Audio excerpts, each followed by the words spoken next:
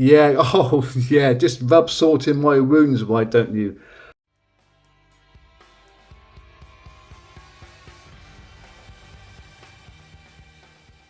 This is Axis and Allies 1999 Europe edition, video number 3, turn number 3, and we are on with the German forces. They are buying themselves 1 submarine, 4 artillery and 8 infantry with some money they had left over from the previous turn's buy. They're using this submarine along with the battleship and destroyer that's helped out in the Mediterranean campaign, and are going to try and restart this convoy disruption policy, which I did promise they were trying to do, but got it completely wrong in the first couple of videos.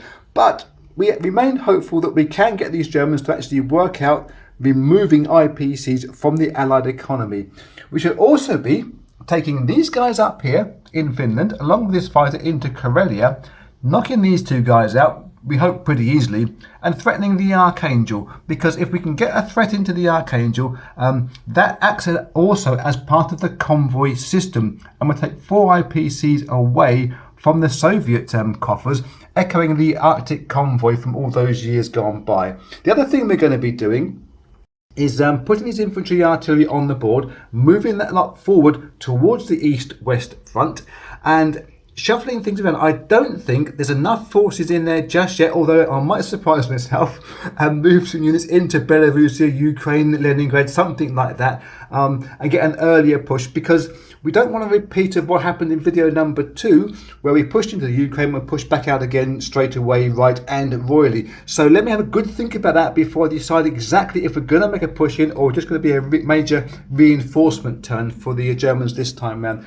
There'll be a small push down here. These guys from from Libya into Egypt, and I'll decide where the 2 fighters are going and where that bomber is going to. So once I get my brain into gear and a cup of coffee, I shall speak to you then, and we get on with the German turn proper.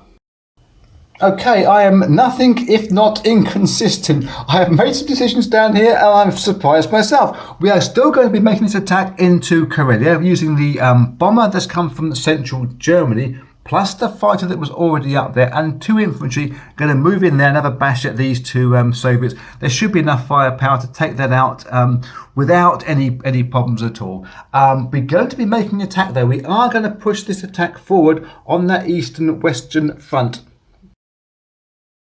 We're going to be using everything that's been marked up with my movement markers. There's tanks, there's infantry, artillery, fighters, etc. all going to move in, because we figure, well, with tanks, as the Soviets proved in video number 2, hitting harder in attack than they are in defence, etc.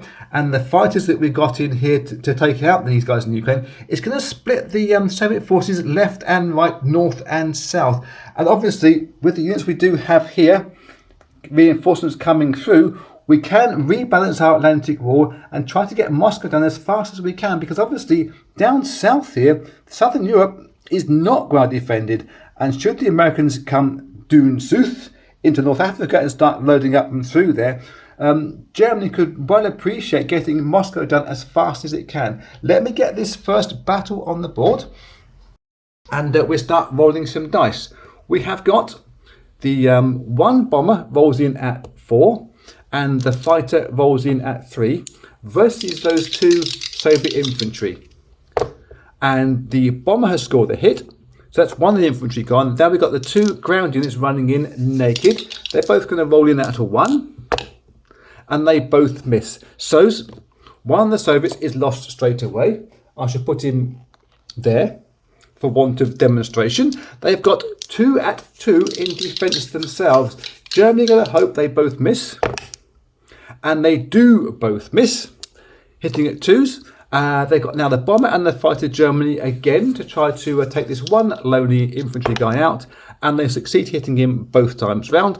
And so the Soviets will defend now in Karelia with 1 guy at a 2, and he misses as well. So those guys in Karelia were particularly disappointing. Let me show you that on the board here. These guys move into here. These planes will fly back in the non-com phase. Not sure exactly where I'm going to put them yet, but we have 1 small manoeuvre down here. This tank moves into Egypt along with these guys here. That takes 1 IPC onto the industrial tracker here.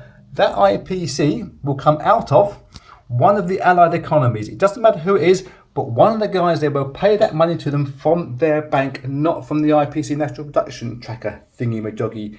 Let me get this lot now onto the board, and I will see you in a couple of secs.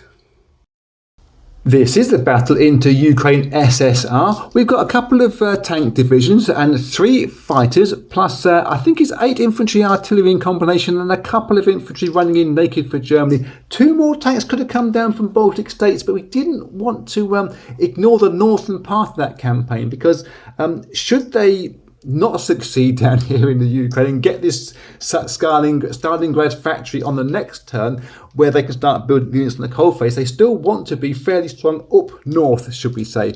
Soviets in defence have got 2 tanks and 6 infantry rolling in there, plus the anti-aircraft gun. The hits on a 1. So I've got 3 dice in my hand. Can I hit these German planes rolling in the combat move? And no, it can't.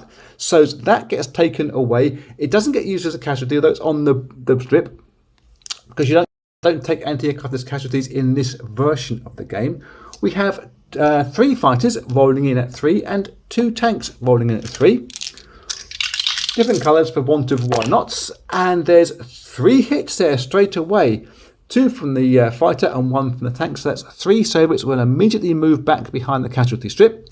We then have 8 infantry artillery. So let's call that artillery, and we should call the red dice the infantry, because we can. These all go in at 2s, and then there's 2 at 1 afterwards. Should we need them? I don't think we do. That's 4 hits. We will do. Yeah, 1, 2, 3, 4. That's pretty strong by Germany there. And now we've got the 2 infantry rolling in naked. Can they roll the Soviets here? It's 2 at 1. This could be a turnip for the cooks. Well, okay, they both missed. Shot themselves in the foot there. But in reply, Soviets will have 2 tanks rolling in at 2, and then 6 infantry all rolling in at 2s as well. Try to save the glory of the Ukraine and keep this out. That one's missed the board, but I can only see, yep, just the 2 hits from the Soviets there. Germany will be well happy with that, he says slovenly. Let's take all these out of the way. Wow, that's 7 to 2 is a massive big swing on Germany's side there. Now, well, we're rolled in 3 fighter planes. That's probably all they're going to need. It's all they need. That is taken out. The tank itself gets to roll 1 dice, trying to hit it at 2, and failing entirely. That is absolute disaster for the Soviet Union forces there. All those infantry, artillery and tanks will plonk themselves, that's a technical term, plonking, right into the Ukraine. Decide where the fighters go afterwards, and tidy up all the reshuffling of the Atlantic seawall and this Western Front to balance things out as nicely as we can, and not forgetting to put these 2 fighters somewhere as well. I'll see you in a second when I decided major decisions. This is the state of play now after Germany have got the units back onto the board after their massively successful Ukrainian campaign. Obviously, the anti-aircraft gun that was Soviet, it now becomes German, and they've loaded their units back into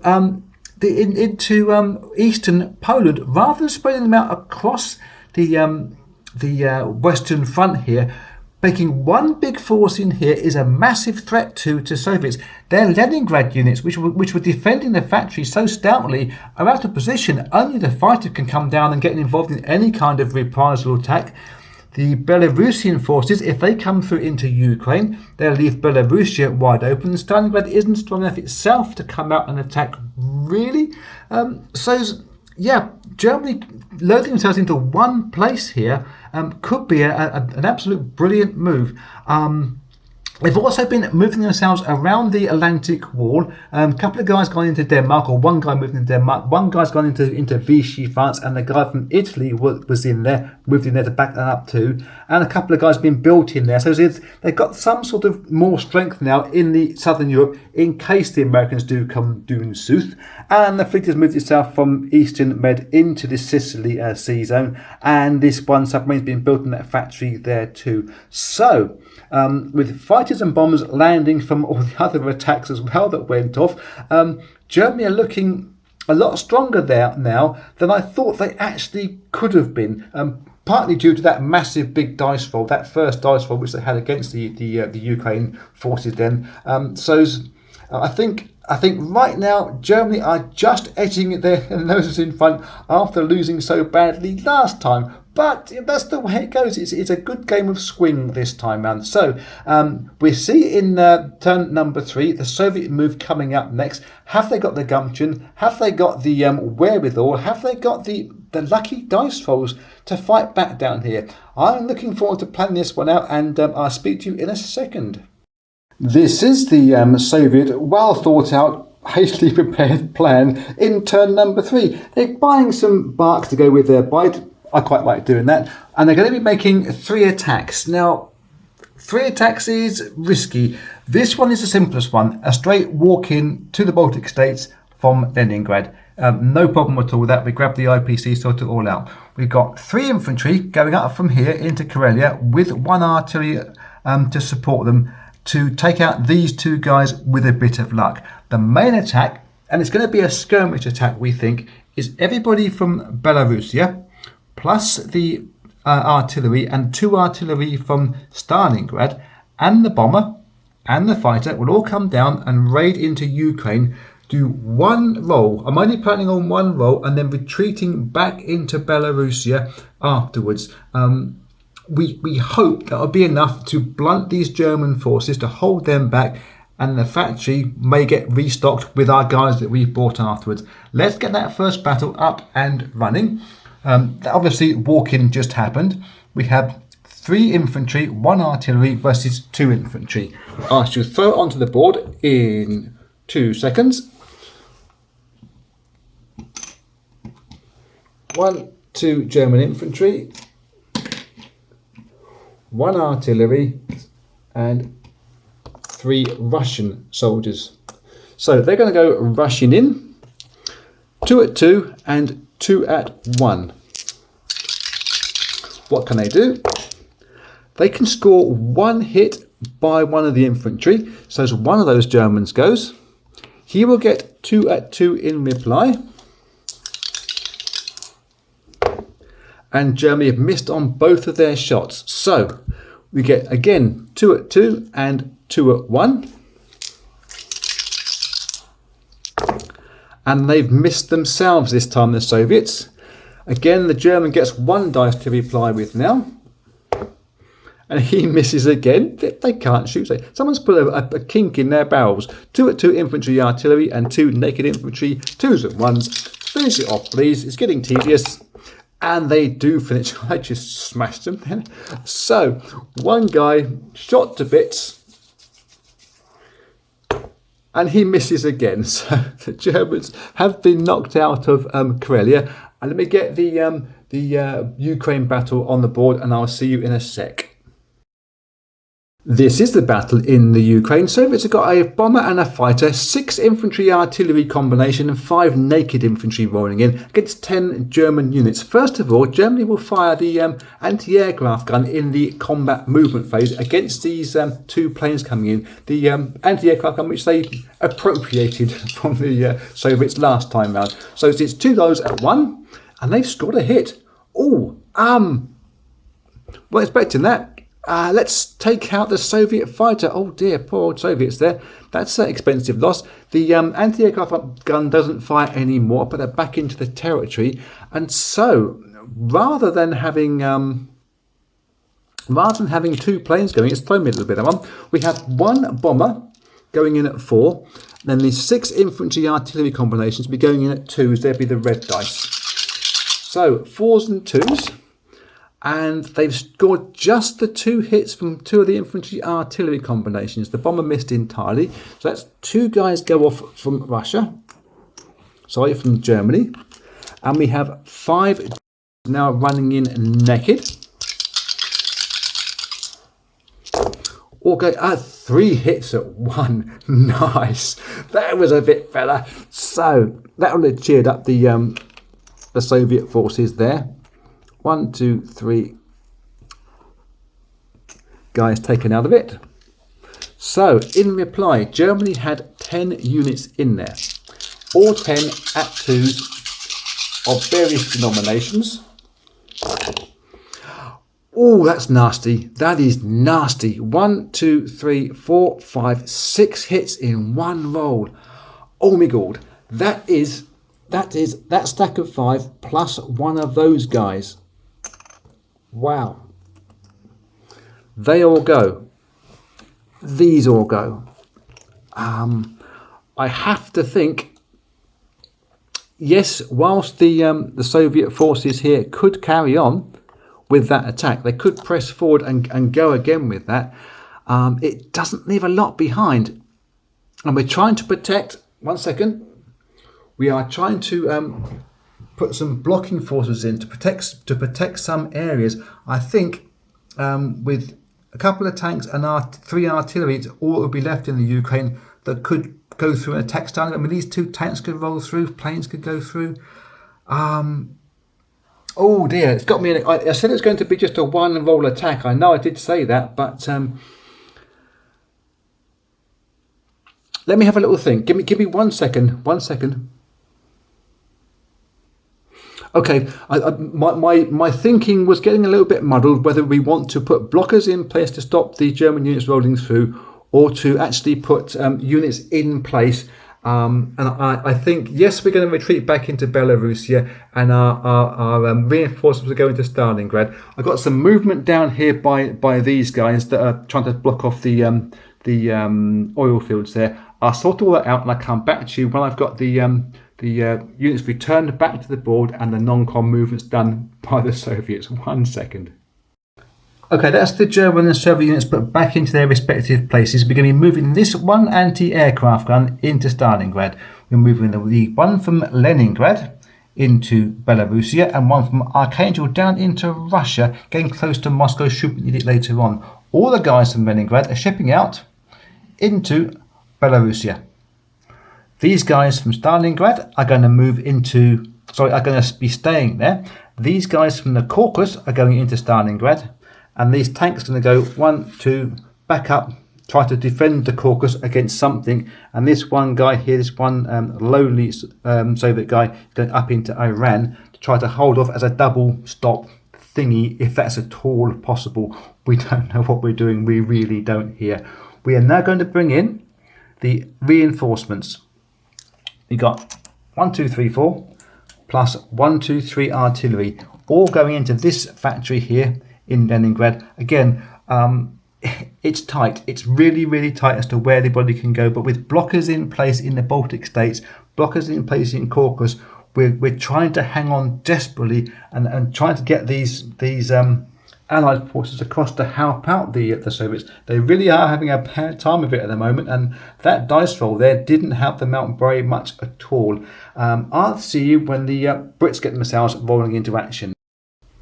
The Brits on turn number 3 are getting themselves a destroyer, 1 transport, infantry, artillery, going to go into the UK. We'll be moving this fleet non-com into the Celtic Sea Zone, and we'll be doing something with this destroyer. Not quite sure whether it's going to go up north or due south. One of the two. We'll decide that later on. They've been a bit sneaky with the numbers count though. Down here they've got a couple of fighters and a bomber on this mortar airbase. Fighters move 4 spaces. If it goes into the sea zone, that counts as 1 space. Then 2, 3, can they land in Egypt, which is actually occupied by Germans that couldn't do that. If it goes this way, 1, 2, 3 into Egypt, 4, it can land in Palestine. So we can have a bit of a shuffle round, and depending on what happens in the battle that's going to be flagged up, it will tell us where we're going to land things. We're not going to be invading from Palestine into Egypt. We think that whilst we could do that and use all this heavy equipment to actually smash Egypt out of the game, I don't think Germany are very strong in there at all. We've got 1 tank and we've got 3 infantry defending, and we can get 1 fighter to plane to definitely land in there, provided it survives the battle. Other than that, this plane can go 1, 2, 3 into this sea zone and attack this destroyer and this battleship, along with the bomber and the 2 fighters here. We've got a good chance of smashing this fleet and doing a massive bit of damage to try to stymie this convoy zone plan that Germany have got, that we know about because we're playing all sides at once. So let's get that up on the battle board. 1 second. We have got, as you will know, we move all the units in place. Less confusing that way, he says, hopefully. Bomber keeps falling over. Oh dear. We have got one British bomber rolls in at 4, and then we have the 3 fighters rolling in at 3s. It's an important first bash list. It's going to dictate the outcome probably of the convoy campaign by the Germans and Britain's involvement down here in the North Africa stroke oil fields area. 4s and 3s. And it is an absolutely terrible roll for the Brits. They have completely missed. Oops-a-daisy. 1 German battleship at 4. 1 German destroyer at 3. And they've scored 1 hit. Brits going to take that on one of their fighters. Now, it's an expensive loss, but if they pull off now, it will leave this convoy zones vulnerable, and they don't want to do that. 1 bomber, couple of fighters. Come on, Britain, you can do it. For the glory, for the RAF. And they, oh my giddy aunt, how did that happen? That is incredible. Okay, so Germany now have got a 4 and a 3 in defence with their battleship and their destroyer. Yeah, oh yeah, just rub salt in my wounds, why don't you? Very, very expensively, they're going to take this on the bomber and take it on the fighter. So they can land, as I showed you with the counting, that 1 fighter back into Palestine. And I'm going to sort out anything else non-com and hang my head in shame. So after the disaster that was the Sicilian sea zone attack, we got the German ships back into there. We're going to be moving this British destroyer into the Azores Sea. It's not brave enough to go into the Straits of Gibraltar on its own because these German fleets, 1, 2, and this submarine 1, 2 can all reach Gibraltar next turn should they want to. The other thing that's going to happen for the Brits is they're going to move these units across from Canada into the UK and get these units onto the board again into this Celtic Sea zone. After that, we get on with the American turn. Okay, we're at the end of turn number 3 now, on with the Americans. Their approach is very similar to the Brits: infantry, artillery, transports and destroyer. They will be going into eastern United States or the sea zone around there, and these units will be coming across to England to start building up their invasion campaign. They're going to be taking 2 of these destroyers though down into the Azores Sea to support the Brits, or supported by the Brits, whichever way around you want to put it. And we're going to be taking this bomber and fighter. Lots of thinking about that. We were going to perhaps use the bomber for a strategic raid on the German factory, but with the anti-aircraft gun hitting at 1s and dice rolling going terribly for the Allies at the moment, we're frightened about doing that. Similarly, we're going to be using this fighter 1, 2, 3 and landing in Leningrad to support the Soviets in a couple of turns' time. But again, it's out of position and it's only 1 unit, and this German air wing could come across and bypass the Baltic states and hit Leningrad. So instead, we're going to be using this bomber, this fighter, down into Gibraltar. It's going to land there in a very threatening place because should the Germans want to get this fleet out of the Med, they have to go via the Straits of Gibraltar, and it will be in range of the bomber and fighter, or the bomber and fighter can sit there and be in range of these 3 sea zones as well, and convoy points. So it's a blocking move to try to block off this German, which we know about their secret plan because we've got the Enigma machine, or at least I'm playing both sides with my Enigma machine. Their secret plan to get in these convoy zones and start destroying the British and Allied fleets, or convoy fleets. So that will be it for turn number 3, video number 3. I'll do all that off camera. I will see you in video number 4. They'll be coming up sometime soon.